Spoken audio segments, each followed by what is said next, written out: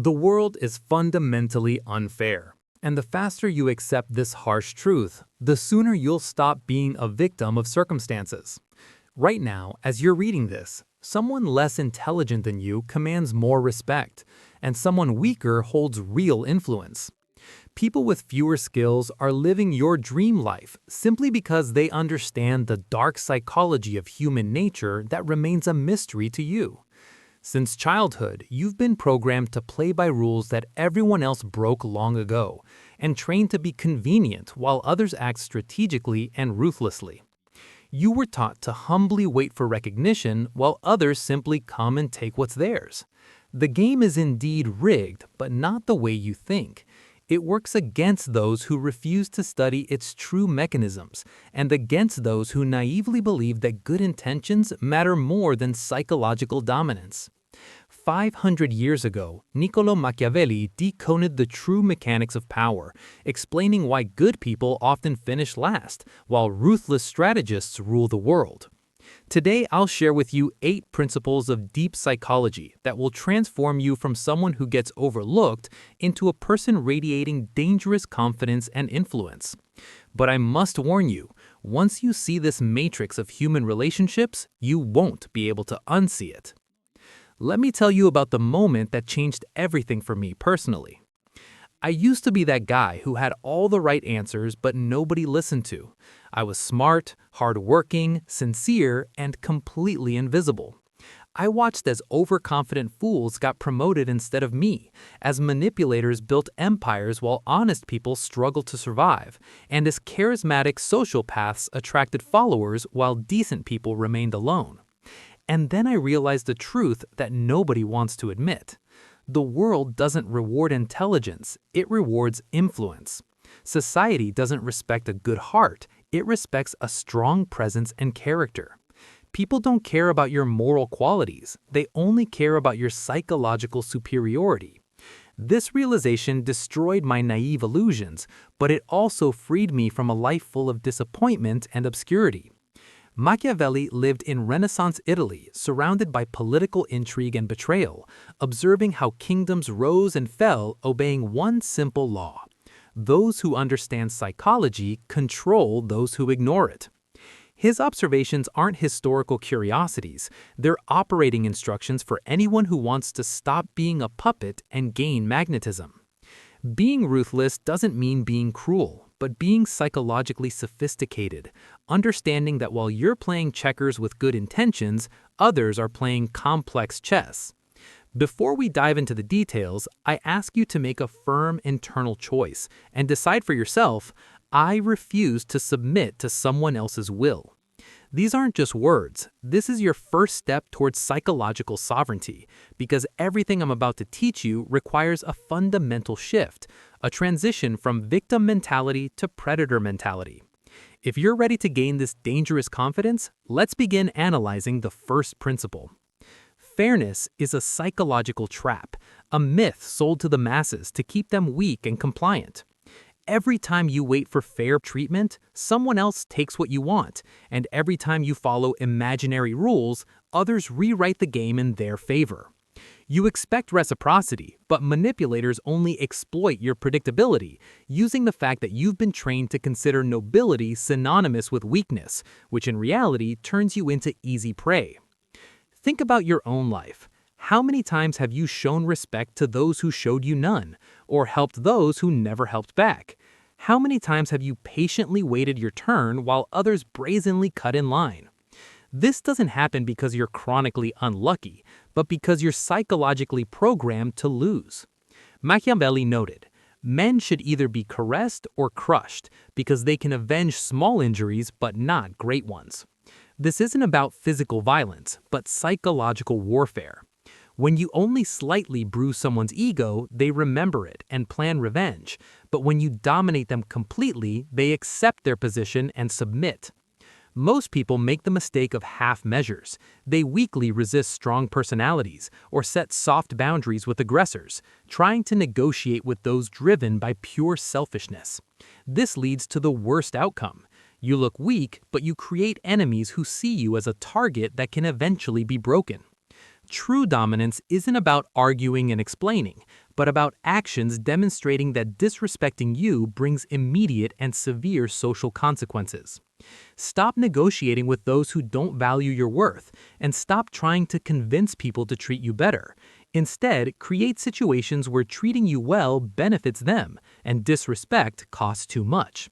Stop playing fair with those who are dishonest with you. Start being strategic with people who only understand the language of force and power dynamics. The second principle states, ruthlessness is primarily emotional discipline. Many mistakenly believe that being tough means losing control and erupting in anger.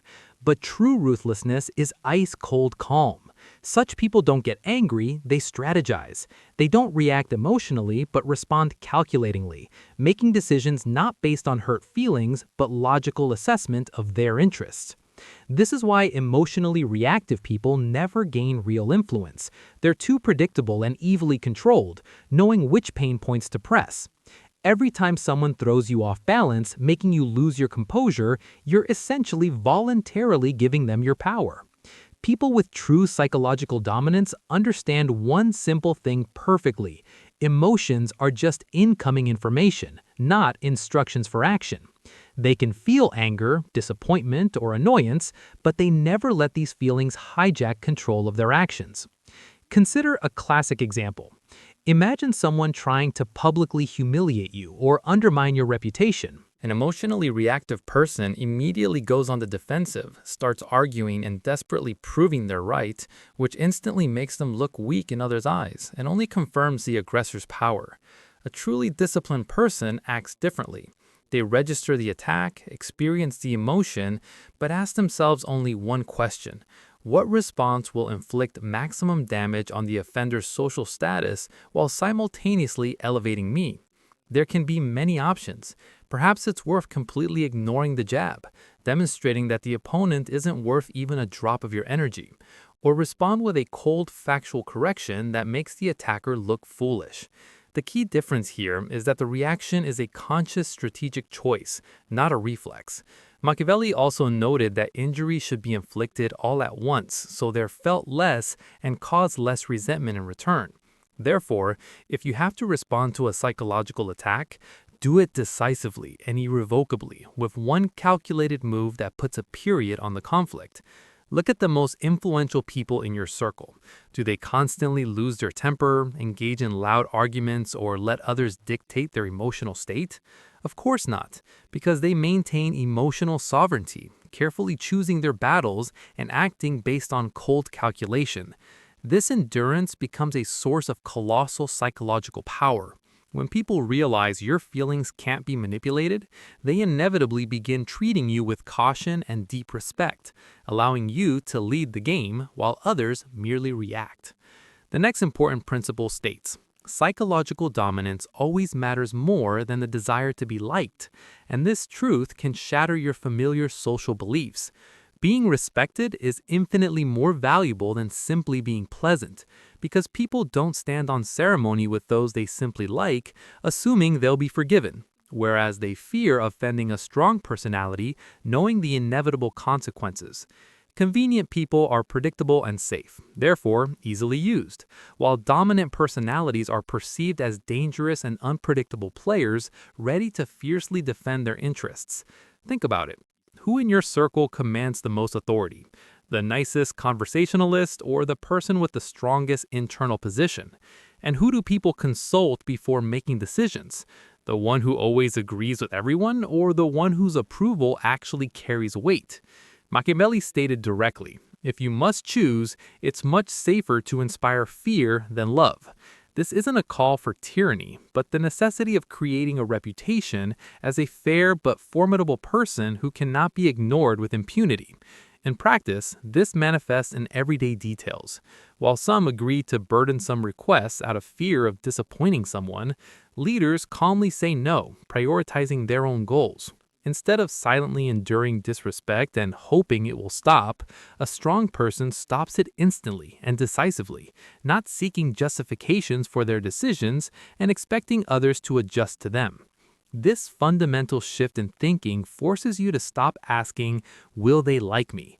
and start evaluating whether a particular action will increase your social influence.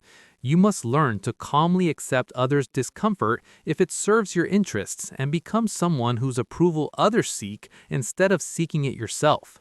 The point isn't to become an unpleasant person, but to make people earn your respect instead of handing it out in advance to those who don't value it at all. Build your psychological superiority through consistent demonstration of personal standards and boundaries, allowing others to compete for your attention. The fourth aspect concerns decisiveness of action, because this is where most people lose their influence, making many weak moves instead of one strong one. A weak position is characterized by endless empty threats and warnings that only train people to ignore your words, creating a reputation as someone who barks a lot but doesn't bite.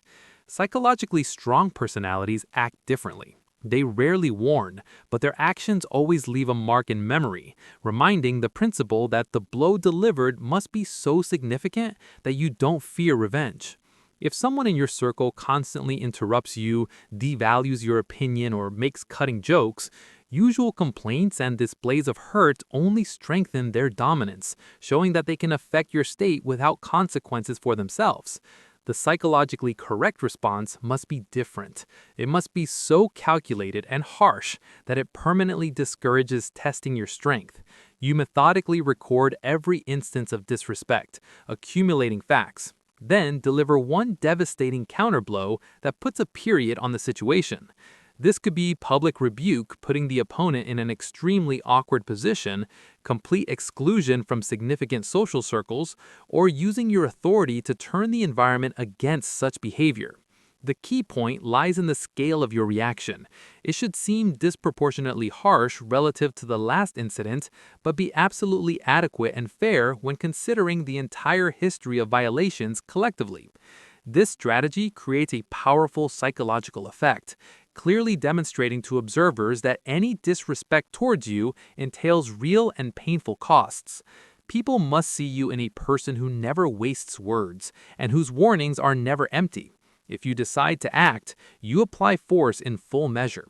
Instead of endlessly trying to convince others of your significance, you periodically take actions that make your value an indisputable fact and the lesson taught memorable forever. Abandon the habit of always being available and accommodating. Sometimes it's useful to consciously distance yourself so others realize how much they need you and experience this deficiency firsthand. Stop endless arguments and verbal battles. Simply take steps that make your position the only correct and obvious one for everyone, without extra words. Minimize the number of threats, but follow through with every intention to its logical conclusion, systematically forming a reputation as someone of decisive action, not empty promises. The fifth principle states, managing perception is controlling reality. This is perhaps the most complex and subtle form of psychological influence. Many people naively believe it's enough to simply be a good professional or decent person, and the world will notice on its own. However, human psychology works differently. People don't have time for deep analysis of your character. They make instant conclusions based on external signals. If you don't take into your own hands the creation of your image, others will inevitably do it for you, and most likely the result will be formed not in your favor. Machiavelli noted that everyone sees what you appear to be, but only a few know who you really are. Therefore, for the absolute majority, your public image becomes the only truth. Psychologically perceptive people understand that reputation is their main capital and begin actively building their story long before gossips invent it. This isn't about hypocrisy or pretense, but strategically correct presentation of your real virtues so they're noticed, properly understood, and valued appropriately. Look at social media. Of two people who achieve the same heights, more recognition and opportunities will go to the one who competently documents their success, not the one who modestly stays silent, hoping their work speaks for itself. The same works in personal meetings. Your posture, voice timbre, and clothing style broadcast information about your status before you utter your first word. A confident gaze and commanding posture make your conversation partner's subconscious categorize you as an important person, while slouching and shifty eyes instantly devalue you in others' eyes. The essence is simple. People treat you exactly as you've trained them to, so you must carefully filter outgoing information, brightly highlighting your victories and keeping failures in shadow. Surround yourself with successful people so their high status projects onto you, and maintain a light veil of mystery, allowing others' imagination to paint your portrait in positive tones instead of revealing all your weaknesses. Even if you doubt internally, broadcast absolute confidence, because this feeling is contagious, while insecurity only repels people. The sixth principle moves us into the realm of real psychological warfare, where control over the narrative gives absolute power to determine not only the course of events, but how they'll be remembered. The same action can be presented completely differently, as a manifestation of leadership or as arrogance, as self-confidence or as selfishness, and the final meaning is always determined by whoever owns the story. Most people make a fatal mistake, focusing exclusively on facts, when in reality, a convincingly told story almost always beats dry truth. Recall any conflict. Victory in the public eye typically goes to whoever first and most eloquently presents their version of events, because the public simply doesn't have time to sort through details and find who's right. People tend to judge by external manifestations and rely on simplified interpretations from sources they trust. Therefore, whoever shapes the agenda controls others' beliefs. You must learn to masterfully frame your actions in the right context, turn your successes into the result of strategy, and failures into valuable lessons, seizing the initiative even in moments of attacks against you. When you have to make unpopular decisions, always justify them with high principles and long-term perspective, and interpret attacks from ill-wishers as proof of their weakness or banal envy. Consider a concrete example. You decide to stop communicating with a toxic friend who's dragging you down, and they immediately start telling everyone you selfishly abandoned them in their time of need. If you let the situation drift and don't present your version of events, society will inevitably condemn you, accepting the imposed image of a heartless person. If you take the initiative into your own hands and set the context in advance, the situation changes radically. Imagine you explain your action as the necessity to establish personal boundaries with someone who neglected the friendship and harmed your mental equilibrium. In others' eyes, you instantly transform into a person who knows their worth, though the action itself remained the same, only its perception changed. The secret of advanced narrative management lies in the ability to anticipate reactions and neutralize negative interpretations before they appear. So always shape the story yourself before someone does it for you. Moving to the seventh principle, systematic consequences as the foundation of psychological authority. The highest mastery of influence has nothing to do with emotions, threats, or manipulation attempts. The essence of the method lies in creating a predictable system where certain behavior inevitably entails a specific result. This is true mastery because you remove your personality from the equation. You can't argue with an impersonal system the way you argue with a person, and automatic consequences don't yield to emotional blackmail. By relying on anger or threats, you voluntarily give power into others' hands, allowing people to press your pain points and bargain with your reactions. True control is achieved differently, when respect opens access to your resources and disrespect closes it. You become invulnerable. Machiavelli understood this truth perfectly, asserting that a wise ruler must rely on what's under his own control, not the will of others. In practice, systematic authority looks as follows. Instead of getting into arguments with people who don't value your time, you simply become unavailable at the moment they need you. No need to get angry at those who abuse your generosity. Better to quietly redirect your help to those capable of gratitude. Don't try to convince someone to treat you better. Create conditions where good treatment brings them benefit, and bad treatment entails tangible costs. Consider a concrete example. Say you have acquaintances who always expect you to organize leisure activities, but have a habit of canceling meetings at the last moment or being late. An emotional reaction is irritation, complaints, and attempts to make them feel guilty. But the systematic approach works differently. I plan events only for those who confirm participation and arrive on time. And if someone regularly violates agreements, I simply stop including them on the invitation list. It's important to understand that this isn't a threat or punishment that needs to be loudly announced. You simply implement a natural filter. Those who value your efforts get your attention, and those who waste it are left with nothing. People begin correcting their behavior to maintain access to communication with you and can't reproach you for unfairness because dry logic is at work here, not hurt feelings. The most beautiful thing about this method is that it works autonomously, freeing you from the need to constantly remind about boundaries. Natural consequences become the best teacher. The eighth and perhaps most important lesson states, silence is absolute power, and true psychological dominance is never loud. Those who shout about their toughness or intelligence on every corner are usually just passing off wishes as reality. True strength doesn't need advertising. It operates behind the scenes and is felt on an instinctive level, not through declarations.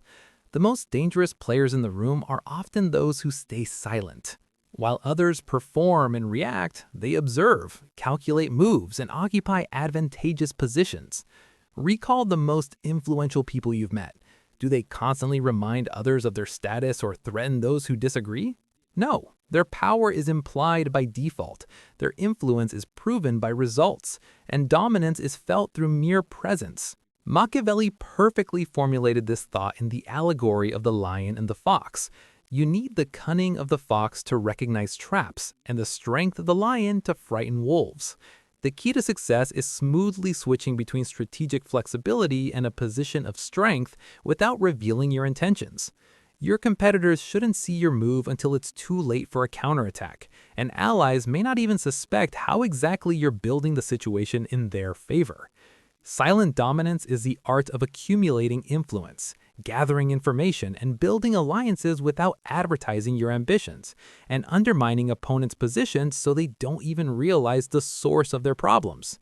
This isn't an abstract philosophical debate, but a real psychological war being waged around us daily without breaks. At this very minute, while you're studying theory, someone is already cynically applying these techniques in practice against those who refuse to understand harsh reality. Manipulators ruthlessly exploit others' faith in fairness, and dominant personalities rise above those who naively believe good intentions matter more than cold calculation. The choice is harsh, but extremely simple. Become someone who consciously controls the situation, or accept the role of the lead who gets used in others' interests. You've long been trained to think that possessing this knowledge makes a person bad, but this is precisely the main trick of those who hold power. It's beneficial for them that you remain a naive and predictable object of manipulation while they operate the most complex tools of human psychology. Every day of delay means someone more decisive and tough takes the influence and respect you're striving for. Continuing to play the role of the good guy instead of becoming a formidable strategist, you're only supplying ammunition to those who perceive your kindness as weakness and vulnerability. The world doesn't need more naive victims trailing behind. It needs people who soberly assess reality and are capable of building a life on the foundation of unshakable confidence. If these harsh truths awaken determination in you and you're tired of being an object of others' pressure, the time has come to prove it with action. Support this material if you're ready to say goodbye to illusions and share it with those who need to understand. Virtue without inner strength is just good intentions leading to defeat. Stay with us because these lessons are only the beginning of your deep transformation from an invisible person into someone impossible to ignore. Remember your promise not to yield to others' influence, but now move from defense to active domination. The decision is yours, but it must be made quickly. While you're pondering whether to become a dangerous opponent, other people are already deciding how exactly to dispose of your fate.